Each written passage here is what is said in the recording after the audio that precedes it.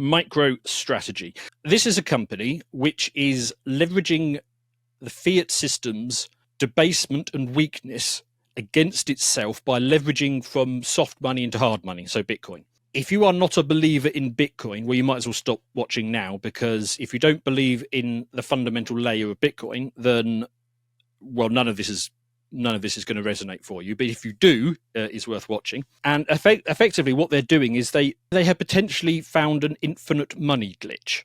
And actually they kind of might. Now, that sounds a bit ridiculous. It sounds a bit like a perpetual motion machine. But when you take into account that the supply of dollars, for example, or all fiat currencies is infinite, and the supply of Bitcoin is very much not infinite, it's very fixed. In fact, if anything, it's declining because people keep losing their coins. A fixed supply of something expressed in something infinitely kind of can be infinite. So, well, at least until it collapses. They might have actually found an infinite money glitch. This was fully explained in their Q4, their fourth quarter results. I'd kind of got my head around what they were doing anyway by that point, because I've been holding this stock for about 4 years now, four and a bit years. So, and I've been following it closely. It's the largest holding in my portfolio, so I've been following it quite closely. But it didn't truly click with me until I watched that quarter four. I'll put that in the reading links as well. The response has been kind of epic now that more people are kind of getting their head around what this company is doing. And you might think, well, yes, you're saying it's epic, but, show me epic. All right, I'll show you epic. And I have to pick a start point for this. And so the start point I'm going to pick is the day before Trump won the election. I'm picking that because that was the moment that sentiment in crypto had already been improving over the course of the year. And that's linked to liquidity, which I've talked about on Brokenomics so many times before. Regular Brokenomics will know, my viewers will know my global macro thesis is all built around that, basically. Which I won't recap now. If you are a new viewer, because you just found this video, go and watch the first Brokenomics, which I think is on YouTube, but it's also on the platform, and that one is free, and that lays out what my macro thesis of it is based on, which basically every other episode of Brokenomics is then building on that thesis until we get to actual stock, not non-recommendations. But yes, so let's say we're going to pick the start point of before the Trump election. Let's say you're a reasonably comfortable middle class individual, and you can lay your hands on $100,000. We just do it in dollars to avoid the conversion. So let's say you put $100,000 into MicroStrategy the day before Trump won.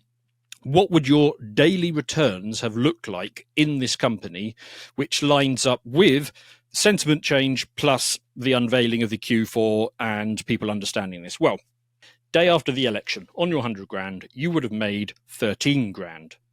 Day after that, you would have made $6,000. Day after that, you would have lost $170. Not grand, just $170. Day after that, you would have made $30,000. Day after that, you would have made $7,000. After that, 12. Oh no, sorry, that's a loss of $12,000. That was a down day. Oh dear, we've gone down. And the next day, you would have lost $300. Then you're back up again, $6,000 up.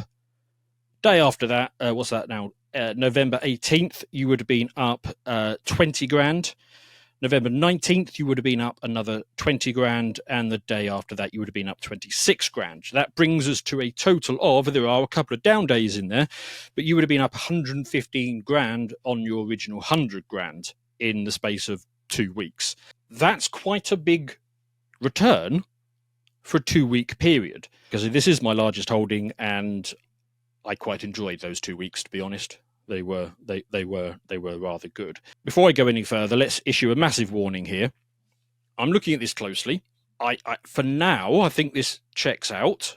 I haven't sold any of my position. In fact, I've been adding to it. But just on the face of it, you should think this is a bit too good to be true. Right, and maybe that's the case. Maybe I've got it wrong, and maybe a whole bunch of other people, because there are some serious financial players who are backing this now. Germany's largest insurance company, Allianz, I think it is, they dropped $1 billion on this, on the convertible bonds, which I'll come to. A company like Allianz, and I've seen the inside of these companies, they've just got desks full of quant people. What are quants? Quants are they're basically like normal financial people, but with extra IQ and less personality. That I might be a little bit unfair, but the problem is they're good with the calculators.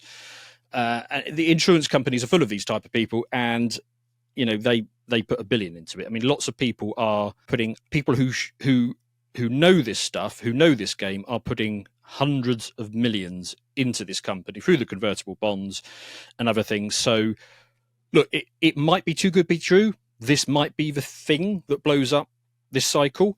Those of us who have been in Bitcoin for more than one cycle are always, we always got PTSD because something blows up every cycle. The first time around, it was Mt. Gox. Last cycle, there's a load of them. There's FTX blew up, 3 Hours Capital blew up, Celsius. There was a whole bunch of them that blew up. Maybe this is the thing that blows up this time because it looks too good to be true. I don't think that is the case. I didn't do anything with those. I did a little bit with FTX. I had a bit of something on FTX, which went off into the wind, which is a bit unfortunate because, well, that's never nice. But so I have been caught out before, and maybe all of these, big insurance companies who are getting into this, maybe they've missed something as well. So big warning flags. Anything that moves like this should be treated with suspicion.